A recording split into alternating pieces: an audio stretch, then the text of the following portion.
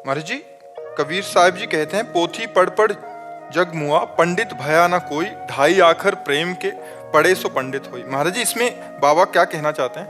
बाबा कह रहे हैं कि खूब शास्त्रों का ज्ञान है, लेकिन भगवान से प्रेम नहीं हुआ तो ज्ञान किस काम का। मान लो 18 पुराण कंठस्थ हैं, चारों वेद कंठस्थ हैं, और भगवान से प्रीति नहीं हुई या आत्म प्रेम जागृत नहीं हुआ, तत्वबोध नहीं हुआ, फायदा क्या हुआ सब पढ़े हैं। तो अब जैसे गधे की पीठ में चाहे ईंट लाद दो, चाहे चंदन लाद दो, चाहे वेद लाद दो, उसको केवल भार वहन करना है।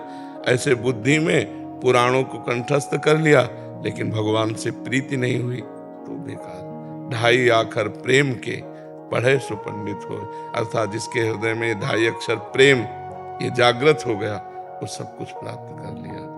तो गुरु जी, यहाँ पर प्रेम क्या इंसानों से भी तात्पर्य है कि सिर्फ ईश्वर से ही? ईश्वर, जब प्रेम शब्द आएगा तो सब जगह भगवान विराजमान है। जड़ चेतन जग जीव जत, सकल राम में जान, बंदों सबके पद कमल सदा जोर जुप। इंसान ने भगवान, सब में परमात्मा है। हाँ, सब परमात्मा ही है, सब में परमात्मा विराजमान है। एक शब्द हल्का हो गया, लेकिन गरु शब्द इससे कि सब परमात्मा ही है। जैसे पंचभूतों का शरीर, इसमें आत्म तत्व भगवान स्वरूप विराज, तो पंचभूत कौन है? ये भी तो भगवान है, परमात्मा ही। हाँ, तो सब परमात्मा ही है। ऐसा जिसको ज्ञान हो गया है और सबको परमात्मा स्वरूप देखता है, वही असली विद्वान है। विद्या विनय संपन्ने ब्राह्मणे गविहस्तनी, स्वनीचय सुपाके चा पंडिता समदर्शिना। पंडित माने ज्ञानी, वही पंडित है जो सब में समदर्शन करता है एकमात्र भगवान का।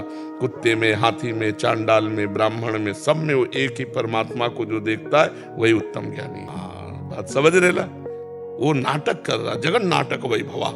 एक परमात्मा इतने रूप धारण करके अलग अलग नाटक कर रहा। पहचान लो तो मुक्त हो जाओगे, नहीं पहचाने तो गए। कोई सूझ वाली आंख ने पहचान की कि कण कण में झांकी भगवान की। अगर पहचान लो तो मुक्त हो गए, नहीं पहचान ले तो बंधन को प्राप्त हो गए। हाँ, गेम है, संसार एक गेम है। हाँ, खेल में अगर निपुणता पूर्वक पार कर जाओ तो जीवन मुक्त महापुरुष हो गए, नहीं फंस गए तो फिर आवागमन, फिर भटको। पुनरपि जननम पुनरपि मरणम पुनरपि जननी जठरे सैनम।